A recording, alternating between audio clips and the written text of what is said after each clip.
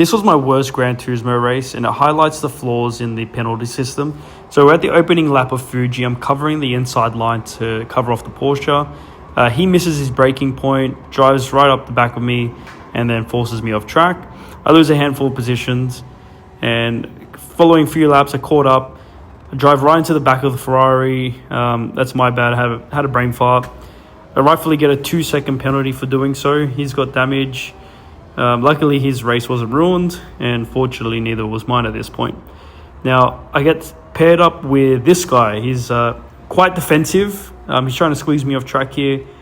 I take it up on the inside line. I get the position, and he just drives up behind me, forces me off track, and gives me damage.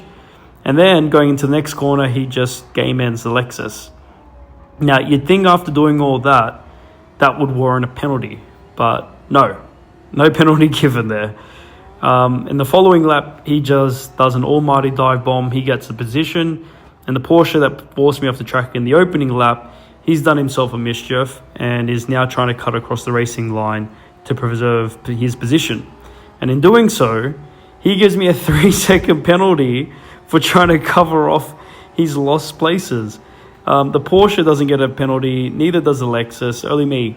Now, after I serve my penalty, I've caught back up to the Porsche, and there's a McLaren behind me. So I get a really poor exit here. And there's a little gap. He could have taken it, but instead he just drives right through me and forces the gap. He actually gets damage for it. And you'd think you'd get a penalty for that, but no. And eventually I overtake the McLaren, and I'm back over with the Porsche. I do a dummy overtake. He doesn't like it. Spins me around, and that was my race. So if we're going to penalize this, I just want to know why are we not penalizing this, or this, or this. Just make it